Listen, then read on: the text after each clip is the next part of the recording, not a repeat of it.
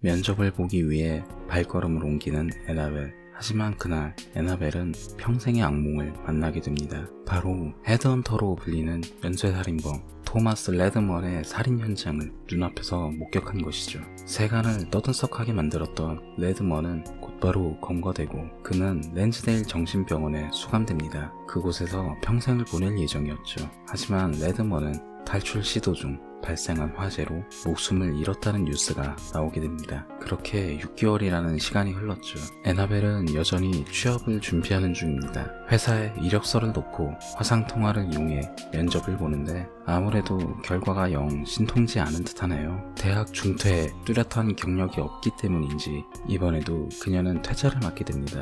그리고 그날의 기억은 여전히 그녀를 괴롭히죠. 한편으로는 생활비를 벌기 위해서 그녀는 인터넷에서 성인 방송을 하고 있습니다. 비록 원하는 일은 아니지만 어쩔 수 없죠. 이 와중에 방송국 사장은 그녀를 압박합니다. 이쯤 되면 환장할 지경이네요. 그래도 어쩔 수 없이 스트립쇼를 진행하는 그녀. 방송을 신청한 남자가 알 수 없는 말을 짓거립니다. 대뜸 잘못을 바로잡는다니 이건 또 무슨 말인지 심상치 않음을 느낀 그녀는 일방적으로 종료를 합니다. 그런데 그녀를 노린 그 남자는 멀리 있었던 게 아니었네요. 곧바로 괴한의 습격으로 인해 납치를 당한 애나벨. 어둠 속에서 눈을 떠보니 처음 보는 인물들과 함께 사무실 같은 곳에 감금당한 걸 깨닫게 됩니다. 쇠사슬로 온몸이 묶여 움직일 수 없는 상황. 그 와중에 가장 뒤늦게 잠이 깬 남자. 왠지 그의 행동을 보니 뭔가를 알고 있는 듯하네요. 알 수 없는 이마의 상처, 그리고 업무를 끝내야 한다는 의미를 알 수 없는 그의 말들. 이윽고 그들은 자신들이 모두 살인마 헤드헌터 토마스 레드먼의 검거와 관련 있는 사람들이란 것을 알게 됩니다. 말없이 두꺼운 파일과 커피를 나눠준 레드먼. 그는 사무실의 규칙들을 알려줍니다. 자신이 그들의 새로운 상사라며 정중하게 대하는 레드먼. 도대체 이 사람의 목적은 무엇일까요? 고작 이런 사장 흉내를 내려고 정신병원을 탈출해서 사람들을 납치까지 한 걸까요? 사람들의 식사를 챙겨주며 업무 종료를 말하는 레드먼. 그런데 자신의 허락 없이 식사를 하는 것이 뭔가 굉장히 기분이 나빴던 듯 하네요. 연필로 허벅지를 찔렸음에도 미동도 하지 않는 레드먼. 그는 태연하게 연필로 가이의 손을 찍어버립니다. 레드먼은 자신의 의수를 빼서 본보기를 보여줍니다. 이마의 상처는 레드먼이 남긴 경고의 흔적이었죠. 그리고 5번째 경고를 받은 가이. 그는 사람들이 보는 앞에서 태연하게 가이를 살해하고 그걸로도 부족했는지 그의 목을 잘라버립니다.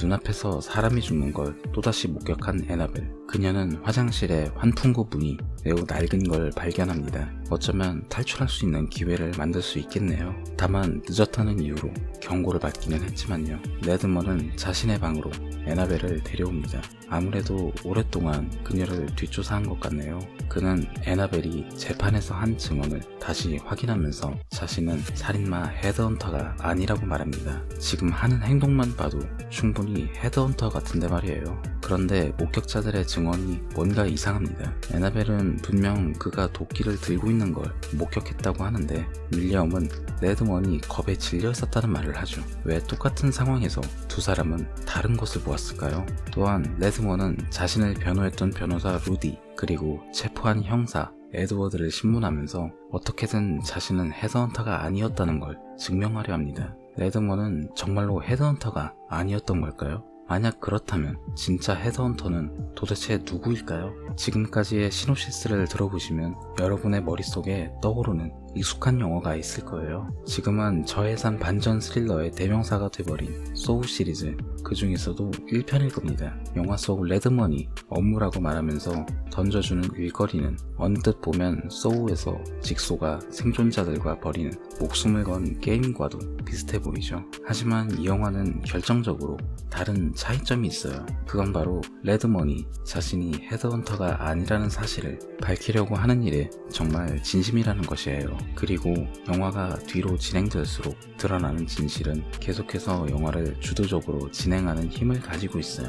또한 레드먼이라는 캐릭터 자체도 직소와는 차별된 캐릭터죠. 그는 평소에 영국식 영어를 사용하면서 필요한 것이 있다면 아무리 사소한 것이라도 제공해줍니다. 정말 별것 아닌 것 같지만 레드먼이라는 캐릭터를 상당히 복잡하고 입체적인 캐릭터로 만들어주는 설정이에요. 만약 레드먼의 동기가 단순한 복수였다면 자신의 검거와 관련된 인물들을 모두 살해했겠죠. 굳이 납치와 감금, 그리고 자신의 무죄를 입증할 증거를 찾아낼 시간까지 투자할 필요 없이요. 이런 부분에서 레드먼은 매우 예의가 바르면서도 사람을 살해하는데 거리낌 없는 사이코라는 양면적인 캐릭터로 완성됩니다. 영화는 같은 날 벌어진 하나의 사건을 두고 서로 다른 목격자들의 증언, 그리고 당시 현장의 세세한 분석이라는 복선을 던지면서 점점 레드먼이 헤드헌터가 아닐지도 모른다는 의문점을 던지면서 흡입력 있게 스토리를 끌고 가요. 또한 이 와중에 밝혀지는 숨겨진 비밀 또한 오락적 재미라는 요소를 크게 더해주고 있죠. 영화의 고어씬은 그 수위가 상당한 편입니다. 특히 영화에서 심령술사로 등장하는 슈나의 죽음은 이 영화에서 가장 소름 돋는 바디 카운트 씬이었어요. 특수분장 업계에선 전 세계적으로 손꼽히는 톰 샤비니의 실력이 이 영화에서도 유감없이 발휘됐죠. 영화의 스토리도 군더더기 없이 끌지 않고 적당한 긴장감과 반전, 그리고 레드먼이라는 캐릭터가 완벽하게 완성했다고 해도 과언은 아니겠네요. 개인적으로는 영화의 속편이 보고 싶을 정도로 잘 만든 영화였다는 것을 알리면서 저는 이만 오늘의 가이드 마치겠습니다. 이상 가이드 B였습니다. 감사합니다.